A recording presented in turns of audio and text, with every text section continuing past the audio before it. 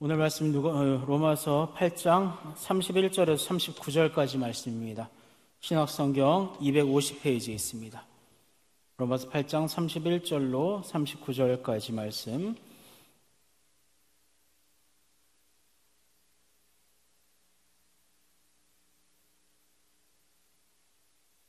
로마서 8장 31절에서 39절까지 말씀입니다. 교독하겠습니다. 저부터 읽겠습니다. 그런즉 이 일에 대하여 우리가 무슨 말하리요? 만일 하나님이 우리를 위하시면 누가 우리를 대적하리요?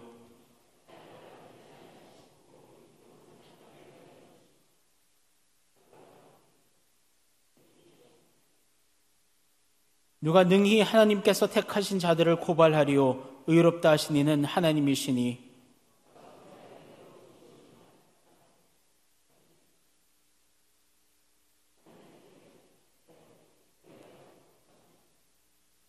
누가 우리를 그리스도의 사랑에서 끊으리요? 환난이나 곤고나 박해나 기근이나 적신이나 위험이나 칼이라.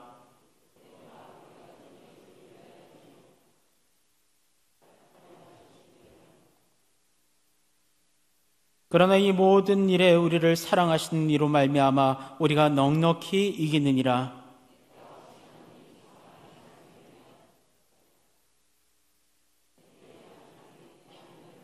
같이 읽겠습니다. 높음이나 기쁨이나 다른 어떤 피조물이라도 우리를 우리 주 그리스도 예수 안에 있는 하나님의 사랑에서 끊을 수 없으리라. 아멘. 할렐루야. 먼저 수요 예배에 나오신 여러분들을 진심으로 환영하며 주님의 이름으로 축복합니다. 여러분 정말 잘 오셨습니다. 서로 인사합시다. 주의 사랑으로 사랑합니다.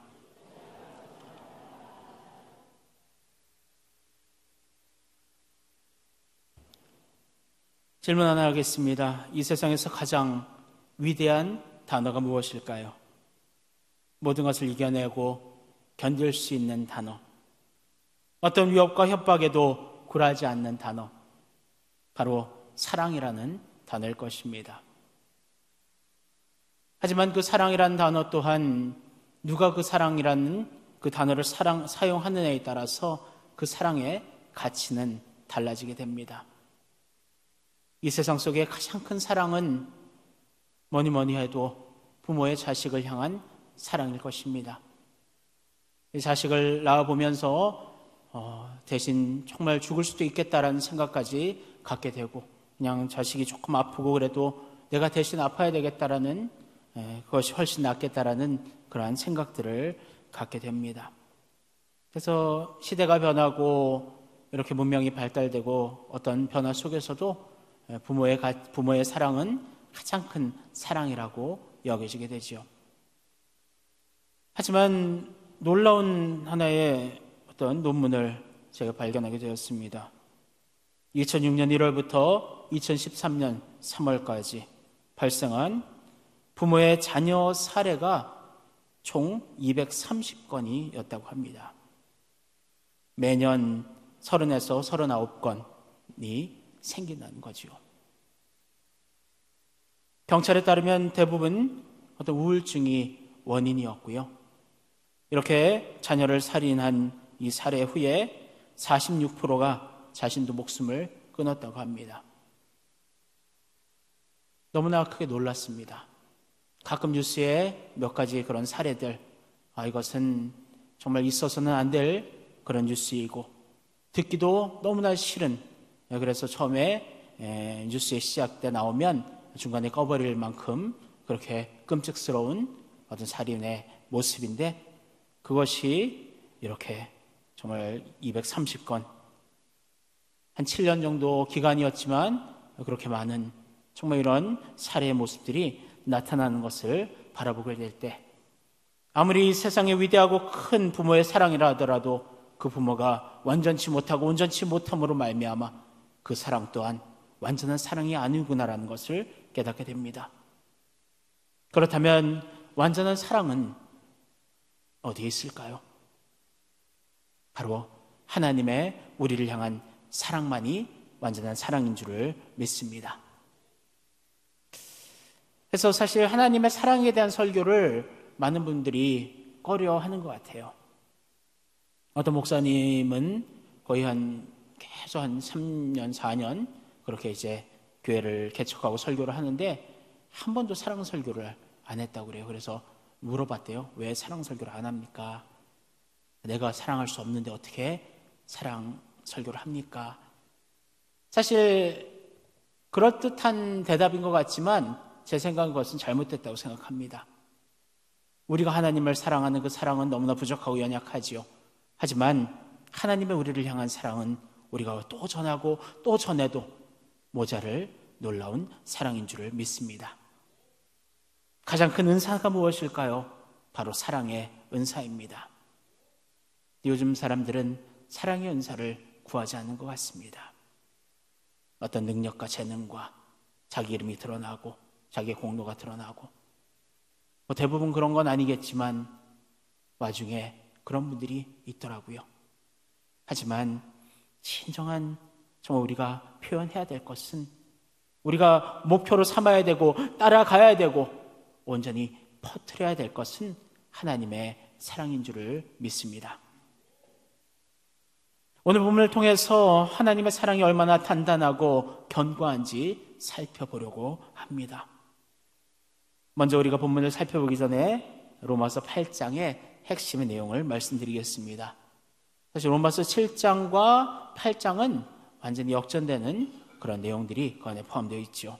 7장에서는 여전히 해결되지 않고 남아있는 죄와 씨름하는 그리스도의 모습이 담겨 있다면 8장에서는 정죄함이 없나니 이 두 핵심 단어를 통해서 예수 그리스도의 십자가의 보혈로 말미암아 우리가 죄 씻음을 받고 그래서 예수 안에 거하고 하나님의 자녀된 우리들은 더 이상 정죄함이 없다라고 말하면서 하나님의 놀라운 은혜와 사랑을 전하고 있는 핵심의 말씀을 8장에서 전하고 있습니다.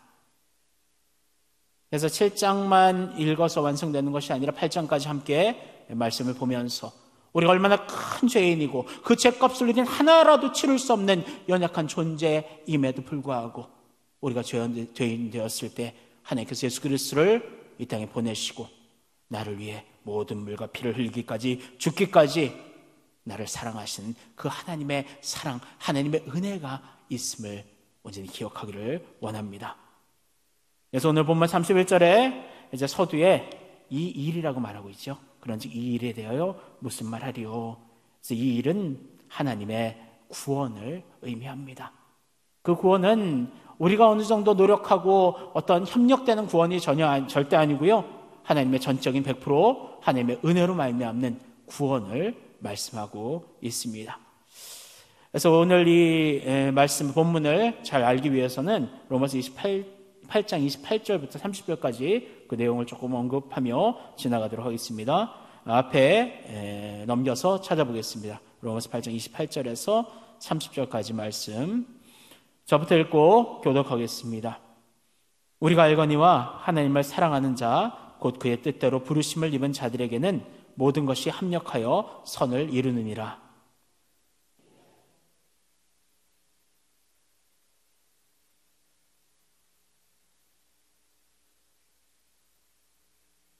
같이 읽겠습니다. 또 미리 정하신 그들을 또한 부르시고 부르신 그들을 또한 의롭다 하시고 의롭다 하신 그들을 또한 영화롭게 하셨느니라. 아멘. 28절에서 30절에 강조되는 두 단어는 하나님이 하셨느니라. 하나님께서 사도 바울을 부르셨고 근데 그 이름을 부를 때는 어떠한 순간적인 결정이 아니라 창세전에 그 이름을 하나님께서 예정하시고 때가 될 때 하나님 이름을 부르시고 또한 그 이름을 의롭게 하시고 영화롭게 하시는 하나님의 놀라운 전적인 은혜의 온전한 구원의 그 역사를 말씀하고 있는 것입니다. 우리가 구원받은 것은 우리의 공로가 0.00001%도 없죠. 100% 하나님의 은혜, 하나님의 주권 속에서 우리의 구원이 이루어진 줄을 믿습니다. 그러므로 이것은 전적인 하나님의 은혜이며 그러므로 우리가 무슨 말을 하리요? 그 질문이 처음에 나오게 되지요. 그렇습니다. 하나님의 사랑, 하나님의 은혜 앞에는 우리가 뭐라고 할 수 있는 입이 우리에게는 없는 줄 믿습니다.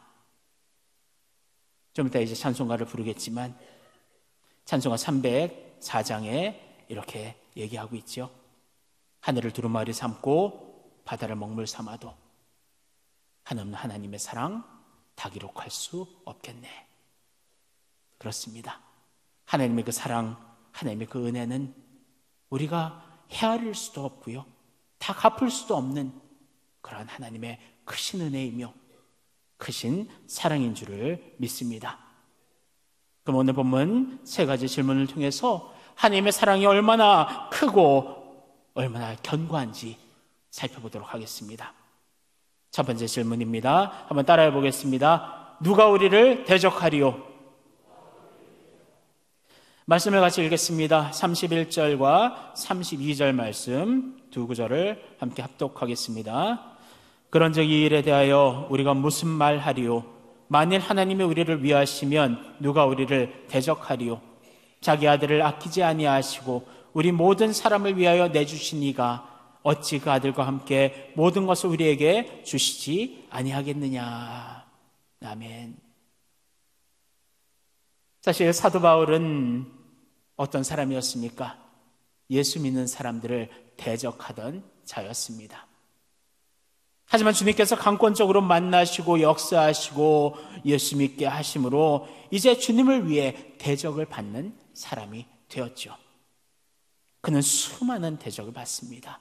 특별히 유대 종교 지도자들에게 있어서는 배신자였고요, 그를 죽이기 위한 수많은 무리들, 특공대까지 조직되어 그를 죽이기 위해 따라다녔던 그러한 상황이었죠. 사도 바울 본인의 고백 속에서도 그가 얼마나 많은 원수의 대적을 받았는지 알 수가 있습니다. 이것은 제가 대표로 읽겠습니다. 고린도서 11장 24절에서 26절까지 유대인들에게 40에서 하나 감암매를 5번 맞았으며 3번 태장으로 맞고 1번 돌로 맞고 3번 파선하고 일주야를 깊은 바다에서 지냈으며 여러 번 여행하면서 강의 위험과 강도의 위험과 동족의 위험과 이방인의 위험과 시내의 위험과 광야의 위험과 바다의 위험과 거짓 형제 중에 위험을 당하고. 사도 바울은 수없이 매를 맞았고요, 배가 파산되었고 수많은 위험들이 있었습니다. 죽었다고 생각되어져서 시체로 여겨져서 버려지기도 하였고요, 또한 정말 마지막 정말 고초 고문을 당하면서 그렇게 로마에서 순교까지 하였습니다. 사실 사도 바울은 정말 그 인생 전체에서 예수님을 만나기 전에는 그렇게 모든 것을 누리고 다른 사람을 대적하던 자였지만 이제는 본인이 대적을 받는 자로 바뀌게 된 것이지요. 그리고 가장 큰 대적은 누구입니까? 바로 사탄이지요. 사탄은 우는 사자처럼 사도 바울뿐만 아니라 지금 우리를 지금도 대적하고 공격하고 있는 것입니다. 공중의 권세 잡은 사탄이 우리를 대적할 때 사실 우리보다 우리를 더 잘 아는 그 존재가 사탄이란 존재이고 우리 힘으로는 그 사탄을 대적할 수가 없는 연약한 존재라는 거죠. 하지만 오늘 말씀에 무엇이라 말씀하고 있습니까? 오늘 말씀에 정말 누가 우리를 대적하리오라고 질문하면서 그 이유는 하나님이 우리를 위하시면 누가 우리를 대적하리오? 아무도 대적할 수 없다라고 말씀하고 있는 것입니다. 육신을 파멸할 수는 있죠. 하지만 우리의 영혼을 파멸할 자는 아무도 없다는 것입니다. 외국 영상을 한번 본 기억이 있습니다. 어린아이가 고릴라 앞에 서 있어요. 큰 등치의 고릴라. 근데 그 고릴라는 화가 잔뜩 나 있습니다. 이제 자신의 가슴을 치더니 그 아이를 향해 돌진하며 공격하기 시작합니다. 그 아이는 처음엔 조금 놀라다가 아무 일 없듯이 엄마를 보고 방긋이 웃으며 놀기 시작합니다. 아무리 공격을 해도 다치지 않습니다. 왜 그럴까요? 강한 방탄 유리막이 그 사이에 놓여 있기 때문입니다. 하나님이 위하시면 이렇다는 것입니다. 아무리 우는 사자처럼 우리를 공격하고 우리를 그냥 잡아삼킬 것처럼 그렇게 여겨지지만 하나님께서 보호하시고 하나님께서 방탄막이 되시고 우리를 막으시기에 사탄의 어떤 공격도 우리는 이길 수가 있다는 것입니다. 이렇게 하기까지 하나님께서는 어떻게 노력하셨습니까? 바로 예수 그리스도를 우리를 위해 주시지 않았습니까? 그 방탄막이 바로 예수 그리스도의 십자가의 보혈로 인해 생겼다는 것을 절대 잊지 않기를 원합니다. 마지막 한 방울까지 피를 흘리시면서 죽기까지 우리를 사랑하시고 마지막 다 이루었다고 고백하며 정말 우리의 모습을 생각하며 우리의 구원받은 모습을 생각하며 정말 하나님 온전히 마지막까지 죽음까지 우리를 사랑하신 예수 그리스도의 그 사랑을 우리가 바라보기를 원합니다. 우리를 살리기 위해 모든 것을 내어주신 하나님, 자기의 독생자 아들 예수까지도 내어주신 하나님께서 우리를 위하시고 예수와 함께 우리에게 주시는데 무엇이 두렵고 무엇이 겁이 나는가 질문하고 있는 것입니다. 하나님께서 정말 우리를 대적하는 자들을 그대로 내버려 두시겠습니까? 절대 아니라는 것입니다. 예수 그리스도를 우리에게 주신 하나님께서는 모든 것을 우리에게 주시지 아니하겠느냐 질문하며 절대 너를 대적할 자가 없다라고 말씀하고 있는 것입니다. 사랑하는 성도 여러분, 하나님은 지금도 여러분을 대적하는 자들을 물리치고 계십니다. 여러분은 저를 위해 일하고 계십니다. 예수 그리스도를 아낌없이 내어주신 하나님 아버지께서 우리를 위해 모든 것을 주신다는 것을 온전히 믿는 성도 여러분 되기를 주님의 이름으로 축원합니다. 두 번째 질문입니다. 한번 따라하겠습니다. 누가 우리를 고발하리요? 누가 정죄하리요? 말씀을 같이 한 목소리로 읽겠습니다. 33점, 34절입니다. 누가 능히 하나님께서 택하신 자들을 고발하리요? 의롭다 하신 이는 하나님이시니 누가 정죄하리요? 죽으실 뿐 아니라 다시 살아나신 이는 그리스도 예수시니 그는 하나님 우편에 계신 자요 우리를 위하여 간구하시는 자신이라. 아멘. 사도 바울은 수많은 고소를 당합니다. 수없이 정죄를 받습니다. 성경에는 이렇게 사도행전을 보면 사도 사람들이 바울을 고소할세 장로들이 고소하여 정죄하기를 청하기에 내가 유대인들에게 고소를 당하는 것이니이다 하면서 고소당했다는 내용들이 참 많이 나오고 있습니다. 스데반이 정죄당할 때 마땅히 여겼던 사울이 이제는 그 정죄를 본인이 당하고 있습니다. 결국엔 로마 법정에 마지막에 죄인으로 그렇게 판결을 받고 순교하게 되지 않습니까? 이 세상의 법에서는 죄인이라고 칭함을 받은 자가 사도 바울이었습니다. 하지만 하나님께서는 정죄하지 않는다는 것이죠. 다른 사람들이 아무리 그 사람을 죄인이라 한다 하더라도 하나님께서는 그를 의인이라고 선포하셨기에 그는 의인이 되는 것입니다. 사탄은 우리를 계속해서 정죄하고 고발하는 자입니다. 그래서 참소자라는 그런 의미가 있어요. 별명이 있습니다. 사탄은 하나님께 나아가 이렇게 고발합니다. 이 자가 예수 믿는 사람이라 합니다. 보소서 죄인과 다를 바가 없지 않습니까? 속입니다. 게으릅니다. 나태합니다. 피합니다.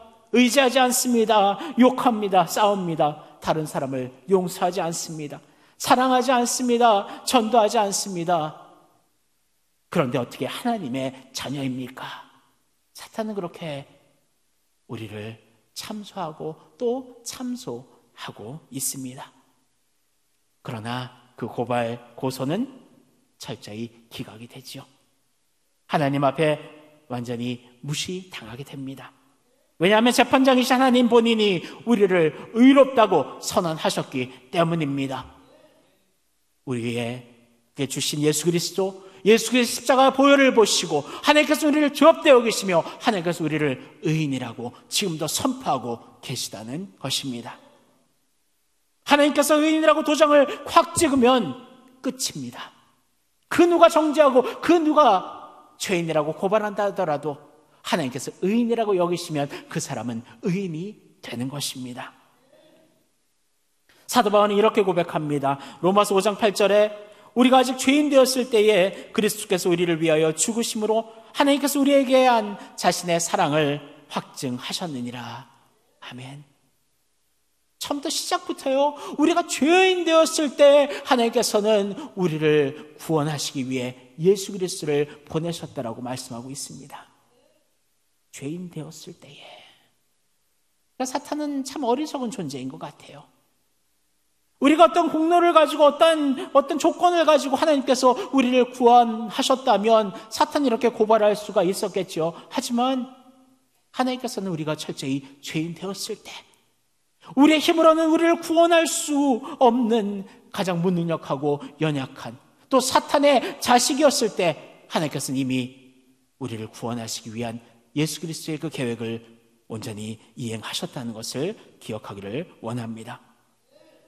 그러므로 우리는 좀 담대해져야 됩니다. 사실 우리가 하나님 의인으로 선포하셨지만 아직도 우리 안엔 죄의 찌꺼기들이 남아있지요. 매일매일 우리를 쳐서 회개하며 성화되어가는 그 과정이 우리에게는 당연히 있어야 합니다. 하지만 우리가 그렇다고 해서 우리는 죄인입니다, 어떻게 하나님께 기도할 수 있습니까? 그렇게 할 수 있는, 그렇게 하는 존재가 아니라는 거예요. 왜냐하면 우리 하나님의 자녀가 되었고요, 하나님께서 이미 의롭다 여기셨고 하나님께서 천국 백성으로 우리를 삼아주셨기 때문입니다. 이제 사탄 앞에서 이렇게 얘기하기를 원합니다. 고발할 수 있으면 고발해봐라. 재판장이신 하나님께서 이미 의롭다 선언하셨다. 하나님께서 의롭다 하셨는데 누가 감히 죄 있다고 고발할 수 있겠는가? 정죄할 수 있으면 정죄해봐라. 예수님께서 우리의 죄값을 치르셨고 지금도 우리를 변호하고 계시는데 감히 누가 정죄할 수 있겠는가? 할렐루야. 마지막 세 번째 질문은 한번 따라해 보겠습니다. 누가 우리를 그리스도의 사랑에서 끊으리요? 그래요, 이것은 총체적이며 가장 큰 스케일의 질문입니다. 그동안 첫 번째, 두 번째 질문은 누구라는 이제 단어로 설명을 했죠. 누가 대적할 수 있겠는가? 누가 정죄할 수 있겠는가? 하지만 누가 하나님의 사랑에서 끊으리요? 이 질문은 어떤 존재도 언급하지만 모든 상황과 환경들, 모든 것을 종합해서 대답하고 있습니다. 한번 같이 말씀을 보겠습니다. 8장 35절에서 37절까지 이번엔 교독하도록 하겠습니다. 제가 35절 읽습니다. 누가 우리를 그리스도의 사랑에서 끊으리요? 환난이나 곤고나 박해나 기근이나 적신이나 위험이나 칼이라.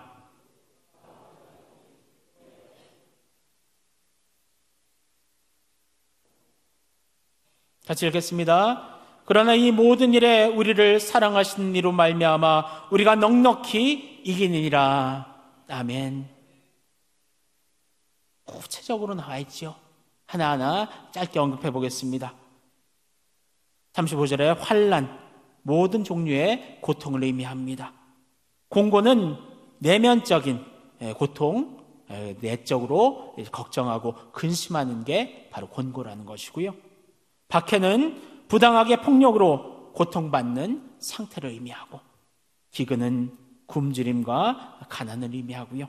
적신은 수치와 헐벗음을 의미하고, 위험은 사람과 자연으로부터 당하는 모든 예기치 못하는 피해를 의미하고, 칼은 세상 사람의 모든 무력을 의미합니다. 사실 이 단어 하나하나는 참 무시무시한 단어이지요. 너무나 공포스러운 단어이고 우리를 파멸할 수 있는 단어입니다. 그래서 36절에 이렇게 얘기하고 있죠. 도살당할 양같이 여김을 받는다. 그러니까 도살장 앞에 있는 양처럼 우리는 이 무시무시한 단어 앞에서 우리는 그냥 그렇게 고통을 당할 수밖에 없는 것을 의미합니다. 하지만 그 다음 구절 37절에 바로 나오죠. 그러나 이 모든 일을 우리를 사랑하신 이로 말미암아 우리가 넉넉히 뭐 한다고요? 이기느니라. 할렐루야. 이긴다라고 말씀하고 있습니다.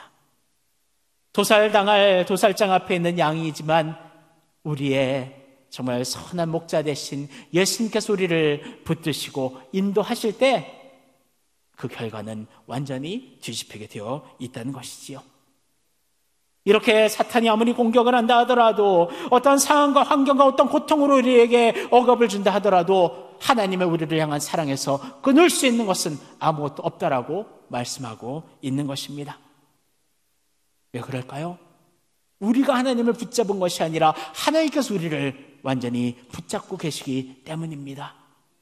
만약 우리가 붙잡아서 우리가 놓칠 수밖에 없다면 다 놓쳐서 끊어질 수밖에 없죠. 하지만 하나님께서 전적으로 우리를 하나님의 은혜 가운데 사랑으로 붙들기에 그 끈은 누구도 끊을 수가 없다는 것입니다. 더 넓게 나아가서 하나님의 사랑을 위협하는 존재들까지도 하나님의 사랑에서 끊을 수 없다라고 강조하고 있습니다. 38절, 39절 말씀을 같이 한 목소리로 봉독하겠습니다. 내가 확신하노니 사망이나 생명이나 천사들이나 권세자들이나 현재일이나 장래일이나 능력이나 높음이나 깊음이나 다른 어떤 피조물이라도 우리를 우리 주 그리스도 예수 안에 있는 하나님의 사랑에서 끊을 수 없으리라. 할렐루야. 여기서 사망은 여러분 다 아시죠? 육체로 죽게 하는 모든 세력을 의미하고요. 생명, 천사들, 권세자들, 이 권세자들은 성도에게 대적하는 악한 세력들을 의미하고요. 현재일, 장래일, 능력, 높음, 깊음, 그 어떠한 피조물이라도 하나님의 사랑에서 끊을 수 없다는 것을 다시 한번 강조하고 있습니다. 한마디로 말하면 시공간 속에 존재하는 모든 것들을 의미하고 있는 것입니다. 시공간을 초월하시는 분은 누구십니까? 오직 하나님 한 분이십니다. 하나님만이 우리의 미래를 아시고 하나님만이 우리의 전부를 아시고 하나님만이 이 세상을 온전히 운행하실 수 있다는 것입니다. 무에서 유를 창조하시고 무소부재하시고 전지전능하시고 처음과 끝이신 하나님, 그 하나님이 우리를 사랑하시고 그 하나님이 우리를 붙드시는데 누가 감히 그 사랑의 끈을 끊을 수 있겠느냐? 결론적으로 말씀하고 있는 것입니다. 오늘 이 구절들을 묵상하면서 그 생각이 들더라고요. 내가 무엇이 간데 그렇게 하나님께서는 이렇게 너무나 세밀하게 너무나 빈틈없이 하나님께서 우리를 사랑하신다, 너를 사랑한다 수없이 되뇌이고 고백하고 있는 하나님의 사랑의 고백의 내용이라는 것입니다. 사랑하는 성도 여러분, 그런 하나님의 사랑을 절대 의심하지 마십시오. 하나님의 사랑을 가볍게 생각하지 마십시오. 하나님의 사랑을 다 할 수 있다고 생각하지 마십시오. 하나님의 사랑은 모든 것을 초월합니다. 모든 것 위에 있습니다. 가장 높고 가장 넓고 가장 큰 것입니다. 이제 말씀을 맺겠습니다.